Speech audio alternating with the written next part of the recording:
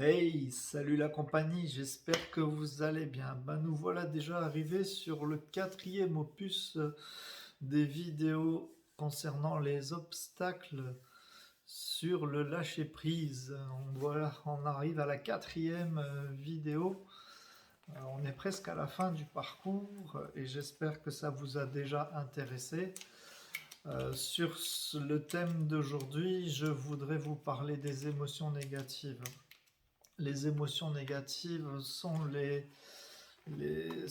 un petit peu responsables de nos humeurs, sont un petit peu responsables de nos comportements, de nos habitudes et de nos relations, du résultat de nos relations. En fait, ce que je voudrais dire, c'est qu'elles sont utiles car elles nous permettent d'identifier, voilà, elles nous permettent d'identifier nos états internes, c'est-à-dire ce qui se passe à l'intérieur de nous, ce qui se joue, et nous met entre guillemets en alarme pour nous dire qu'il y a quelque chose qui n'est pas respecté. Notamment, elle nous indique qu'un besoin n'est pas respecté ou que ou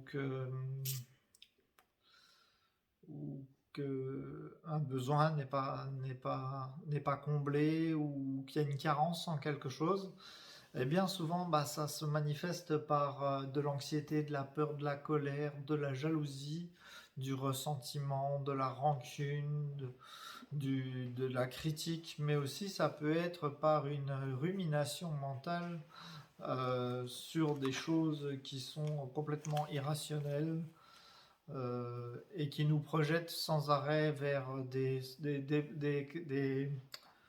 visions catastrophiques du futur ou alors nous rappelle sans arrêt les échecs qu'on a vécus et aussi les situations négatives qu'on a vécues par le passé. Le souci, c'est que si on alimente uniquement des pensées négatives, bien souvent, on a tendance à devenir aigri, froid, triste, colérique, apathique, anxiogène. Et le problème, c'est que si ça dure sur le long terme, ça peut nous occasionner des problèmes au niveau de notre santé, au niveau de santé physique. On peut avoir des courbatures, on peut avoir des mal de ventre, des maux de tête. Ça peut parfois être vraiment très déstabilisant et nous emmener vers des comportements complètement autodestructeurs. Donc, pour pouvoir pallier à ce genre de situation, la première chose à faire, c'est, je pense que vous l'avez compris depuis le début de mes vidéos, la première chose, c'est toujours d'identifier ce qui se passe et ne pas être dans le déni et empêcher les choses de s'exprimer. Car c'est justement quand on a tendance à les refouler, à les mettre en déni, qu'elles persistent de plus en plus et qu'elles nous empêchent vraiment d'avancer. Elles se font toujours de plus en plus fortes jusqu'au moment où ça commence à se ressentir au niveau du physique. Et là, malheureusement, il est déjà presque trop tard pour intervenir. Et donc, c'est vraiment utile d'arriver à les identifier. Quand je dis identifier, c'est-à-dire que quand on a une émotion négative, comme je vous ai dit tout à l'heure, c'est qu'il y a quelque chose qui n'est pas respecté. Un besoin, ça peut être un besoin d'affection, un besoin d'écoute, un besoin, euh, un besoin, comment, un besoin de sécurité.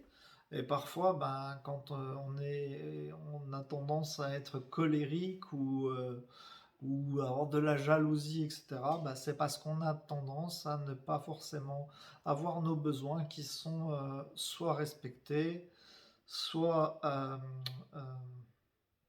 soit respectés, soit euh, comment dire, inexistants, soit inexistants, ou alors qu'on n'arrive pas à le conscientiser, à le dire, qu'on n'arrive pas à l'exprimer. Voilà, c'était ça un petit peu le mot que je cherchais. Le gros problème, c'est que dans des cas où ce qu'on a tendance à comment dire, ruminer toutes ces émotions négatives, ben, comme je vous ai dit, ça nous rend froid, colérique, triste, apathique, anxiogène. Mais ce qui risque aussi, c'est que ça devienne notre cadre de référence. C'est-à-dire qu'à force d'avoir des émotions négatives tout le temps, étant donné qu'on est dans une énergie basse, on a tendance à uniquement repérer tout ce qui est en énergie qui est similaire, c'est-à-dire en énergie basse. Et donc on va focaliser notre attention uniquement sur les choses négatives de la vie. On ne verra même plus les bons moments qu'on peut passer. On ne verra que les choses négatives qui se présentent dans notre vie. Et à un moment donné, ben, le problème, c'est que ça devient notre cadre de référence et à ce moment-là, on vit une vie qui est complètement euh, en bas niveau d'énergie, c'est-à-dire qu'on est dans une pensée qui est destructive, je dirais, mais aussi qu'il n'y a rien qui va. On est sans arrêt dans la négativité et Excusez-moi, j'ai le chat qui veut sortir. J'arrive tout de suite. Viens, allez, hop. Tu m'as encore coupé la vidéo. Voilà, me revoilà. Désolé, c'est les aléas du direct. Même si c'est une vidéo enregistrée. Et donc du coup, bah, me revoilà. Donc je disais, ça peut occasionner bah, une, une routine très, très compliquée dans le sens où bah, notre vie va tourner autour des choses négatives, notre attention va être attirée par les choses négatives, on va être en énergie basse et malheureusement on aura des comportements qui seront plutôt, je vais dire, destructeurs. On va plus faire attention à ce qu'on mange, plus faire attention à ce qu'on dit, plus faire attention à ce qu'on regarde, plus faire attention aux personnes qu'on fréquente, ne plus se respecter. Et au bout d'un moment, ben, on commence à en pâtir sur la vie de couple, la vie avec les amis, etc. Et on devient ce qu'on appelle un vampire énergétique, car on se nourrit que des choses négatives et donc on essaye de trouver les choses négatives le plus possible pour nous nourrir. Et malheureusement, ça dure un temps et puis ça finit par nous affaiblir et nous détruire. Je ne sais pas si vous connaissez la...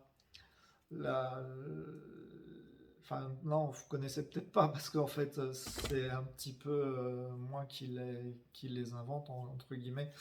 Je vais vous raconter l'histoire de la bougie.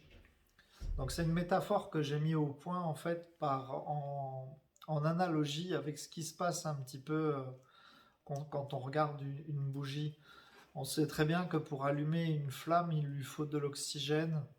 Et pour pouvoir allumer une bougie, ben, il nous faut du feu. Donc une flamme sans oxygène, ça ne brûle pas. Et donc quand vous allumez la bougie, au début, ça s'allume, elle éclaire et puis elle consume petit à petit la substance qui est juste en dessous d'elle pour libérer son parfum.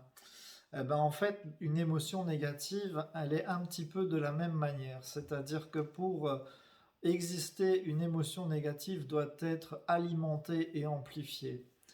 Et quand on parle d'une émotion négative et qu'on l'active, je vais dire, dans sa vie de tous les jours, qu'on qu'on l'amplifie en ne parlant que de choses négatives, en attirant notre attention que sur des choses négatives, en ne voyant que les choses négatives, eh ben, on a tendance ben, déjà à alimenter cette bougie, cette flamme.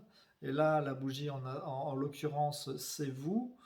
Et la flamme, c'est-à-dire l'intensité que vous mettez dans la flamme, c'est l'oxygène que vous donnez à cette flamme pour fonctionner. Et à un bout d'un moment, bah, la bougie commence à se consumer de plus en plus jusqu'au bout. Et ben, cette émotion négative, un peu, c'est un petit peu comme cette flamme qui vous consume petit à petit jusqu'au point de vous rendre complètement aigri, froid, colérique, apathique, anxiogène, en baisse d'énergie est complètement vidé.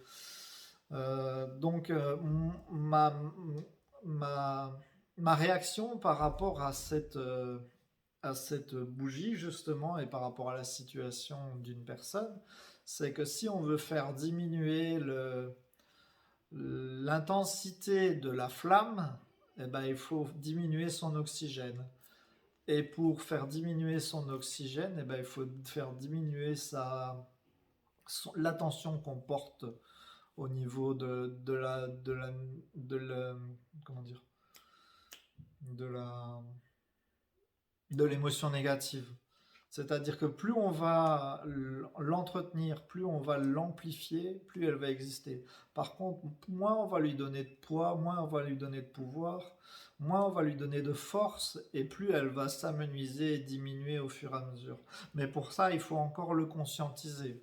C'est-à-dire identifier le fait que on a une pensée négative qui est liée à quelque chose, à un besoin, et que pour diminuer son intensité, ben, il faut en prendre conscience déjà pour pouvoir réagir de manière consciente. Ce qui peut nous aider aussi, c'est la respiration consciente. Donc ça permet vraiment de se dire, ok, qu'est-ce que je ressens là maintenant? Je ferme les yeux, je respire une ou deux respirations, et puis après, qu'est-ce qui se passe? Et puis je me pose la question, qu'est-ce qui se passe à l'intérieur de moi au moment où cette pensée elle est négative? Qu'est-ce qui n'est pas respecté? Qu'est-ce qui n'est pas, comment dire, en alignement avec moi-même? Une fois que j'ai réussi à faire ça, bah, petit à petit j'ai installé comme un programme qui va repérer à chaque fois que je vais être pas très bien, le fait de se dire, bon, ok, là je me sens pas bien, j'ai une pensée négative, qu'est-ce que ça veut dire? Qu'est-ce que, qu'est-ce que, qu'est-ce que veut dire cette pensée négative? Qu'est-ce qu'elle essaye de me dire en fait? Et ça vous permet d'avoir davantage de pouvoir sur votre vie. C'est-à-dire que quand vous arrivez à mettre des mots sur les pensées négatives, quand vous arrivez à mettre des conséquences,